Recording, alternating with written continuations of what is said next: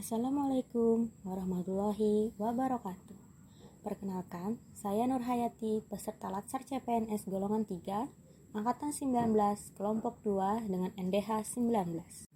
Izinkan saya dalam kesempatan kali ini memaparkan hasil pengerjaan tugas 2 agenda 1, berupa tugas individu mengenai pembuatan video presentasi analisis isu efektivitas kinerja individu berdasarkan tupoksi.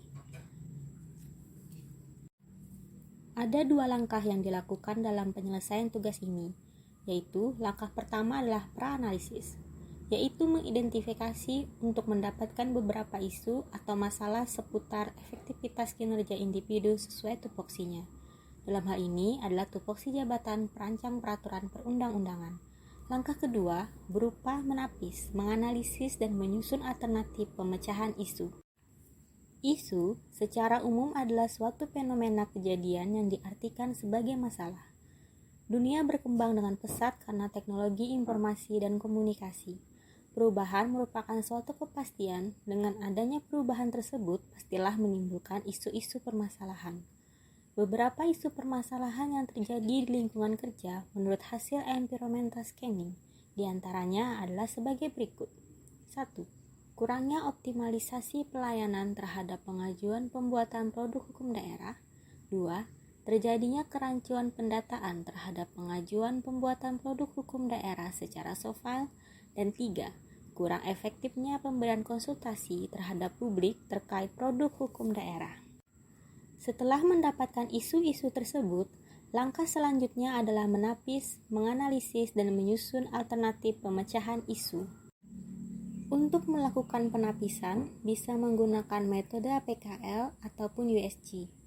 Metode APKL adalah metode yang digunakan untuk menilai kualitas isu dengan kriteria aktual, problematik, halayak, dan kelayakan.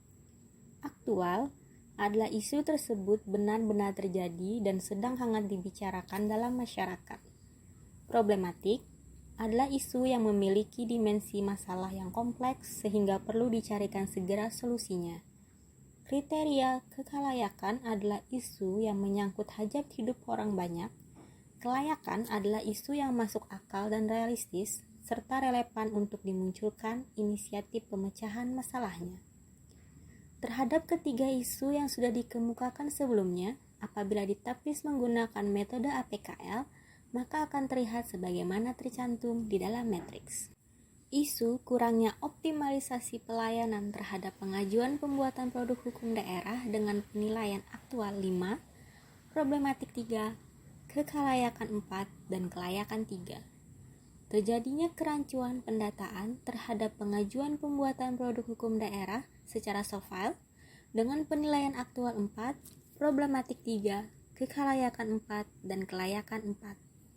Sedangkan untuk isu kurang efektifnya pemberian konsultasi terhadap publik terkait produk hukum daerah dengan penilaian aktual 3, problematik 4, kekalayakan 3, dan kelayakan 3. Berdasarkan analisis penilaian kualitas isu dengan kriteria APKL, maka isu yang dipilih adalah isu yang kedua dengan jumlah APKL 17.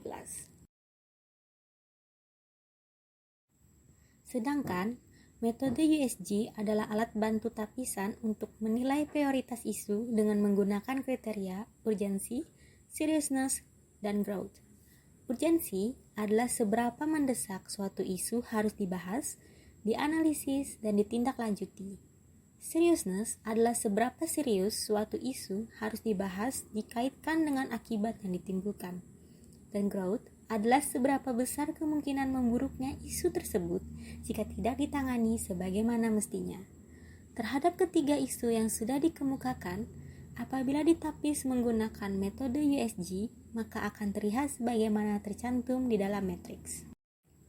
Kurangnya optimalisasi pelayanan terhadap pengajuan pembuatan produk hukum daerah dengan tingkat urgensi 4, seriousness 3, dan growth 4. Terjadinya kerancuan pendataan terhadap pengajuan pembuatan produk hukum daerah secara soft file dengan tingkat urgensi 5, seriousness 4, dan growth 4. Sedangkan untuk isu kurang efektifnya pemberian konsultasi terhadap publik terkait produk hukum daerah dengan tingkat urgensi 4, seriousness 3, dan growth 3. Berdasarkan analisis penilaian prioritas isu dengan teknik USG, maka isu yang akan diselesaikan adalah isu nomor 2. Dari kedua teknik tapisan didapatkan isu terjadinya kerancuan pendataan terhadap pengajuan pembuatan produk hukum daerah secara soft file.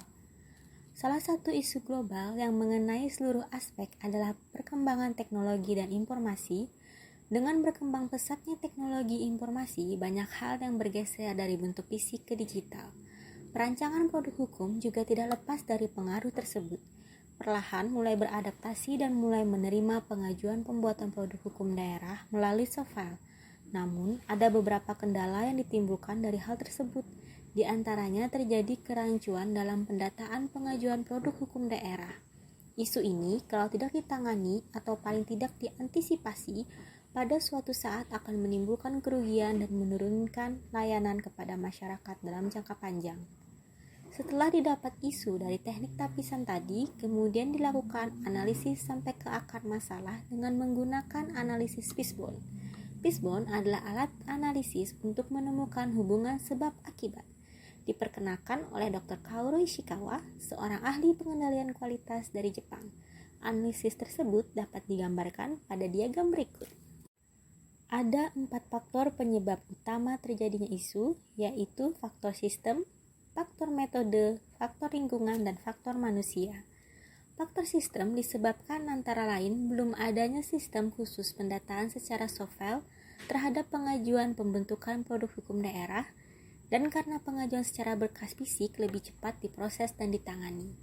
Faktor metode adalah dengan adanya pergeseran digitalisasi data dan belum optimalnya sumber daya manusia beradaptasi dengan perkembangan teknologi serta pendataan yang kurang tepat.